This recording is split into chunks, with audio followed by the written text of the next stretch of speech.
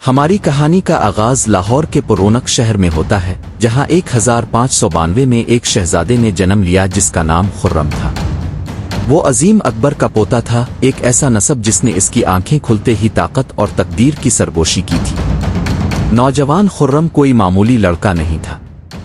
اپنی جوانی میں بھی ایک خاص وقار اس سے لپٹا ہوا تھا، ایک خاموش طاقت جسے اس کے والد شہنشاہ جہانگیر نظر انداز نہیں کر سکے۔ جب اس کے بھائی بچکانہ کھیل کھیلتے تھے، خرم نے سلطنت اور جنگ کی حکمتیں اس طرح جذب کی جیسے خشک زمین مونسون کی بارش کو پیتی ہے۔ جلد ہی میدان جنگ میں اس کی بہادری کی سرگوشیاں شاہی درباروں میں گونجنے لگے۔ دکن کے میدان اور میور کے ناہموار علاقے اس کی آزمائش گاہ بن گئے۔ اس کی کمان میں مغلوں کے پرچم بلند ہوئے، علاقے وسیع ہوئے، اور ایک زبردست رہنما کے طور پر اس کی شہرت ہر فتح کے ساتھ بڑھتی گئی۔ وہ ایک ایسا شہزادہ تھا جو حوصلہ اور فرض کی بھٹی میں تپا ہوا تھا، ایک ہیرا جو دباؤ میں شکل اختیار کر رہا تھا۔ لیکن تلواروں کی جھنکار اور جنگی حکمت عملیوں کے درمیان ایک دھیمی سی دھن خرم کی زندگی میں داخل ہوئی۔ اس کا نام ارجمند بانو بیگم تھا، اور جب ان کی نظریں پہلی بار ملے تو ایسا لگا جیسے دنیا نے سانس روک لی ہو۔ ان کی محبت آہستہ آہستہ لیکن یقیناً پروان چڑھی، ایک گہرا اور پائیدار تعلق جو دربار کی سیاسی سازشوں سے بالاتر تھا۔ 1612 میں ان کی شادی ہوئی۔ ان کا اتحاد ایک ایسے جہان میں عقیدت کی علامت تھا جو اکثر سازشوں کے سائے میں رہتا تھا۔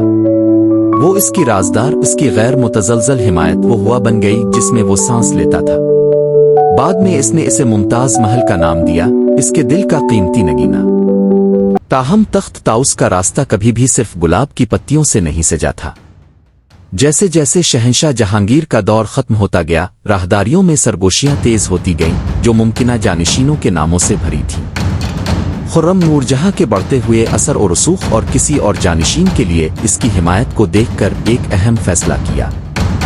1622 میں وفادار شہزادے نے اپنے ہی والد کے خلاف بغاوت کا علم بلند کیا۔ یہ ایک جرأت مندانہ، شاید مایوس کن اقدام تھا۔ اگرچہ بغاوت بالآخر ناکام ہو گئی، لیکن اس نے خرم کے اندر کی جلتی ہوئی خواہش، سلطنت کی باغ ڈور سنبھالنے کی اس کی غیر متزلزل خواہش کو ظاہر کیا۔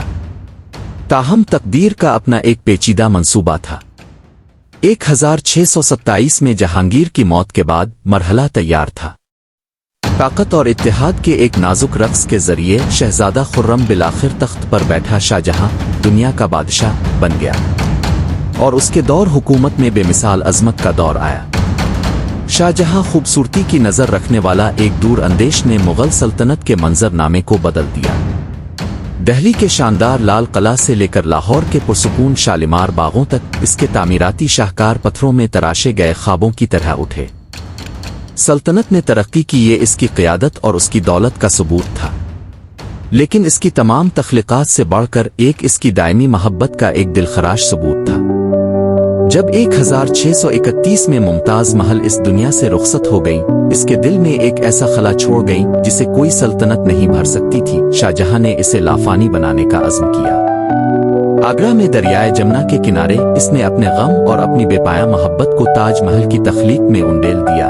سفید سنگ مرمر میں ایک سمفنی وقت میں جمع ہوا، ایک آنسو، ایک ایسی محبت کی یادگار جس نے موت کو بھی مات دے دی۔ لیکن سب سے شاندار سلطنتوں کو بھی بالآخر زوال کا سامنا کرنا پڑتا ہے۔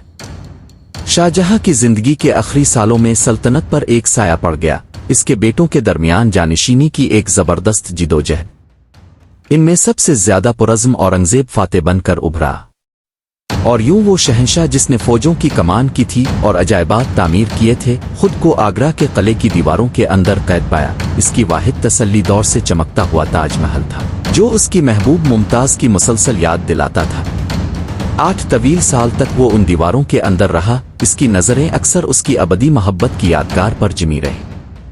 1666 میں اس کا زمینی سفر ختم ہوا۔ شاہجہاں وہ باغی شہزادہ جو ایک شاندار شہنشاہ بنا، ممتاز کے پہلو میں تاج محل کے قلب میں دفن ہوا۔ ان کی محبت کی کہانی کو اس کا حتمی دلکش باب ملا۔ اس کی زندگی جو حوصلہ، محبت اور فنکارانہ عظمت کے دھاگوں سے بنی ہوئی ایک قالین ہے، صدیوں بعد بھی ہمیں مسحور کرتی ہے۔ وہ پتھر جو اس نے رکھے، وہ محبت جسے اس نے لافانی بنایا، ایک قابل ذکر شخص اور ایک سنہری دور کی پائیدار بازگشت کے طور پر کھڑے ہیں۔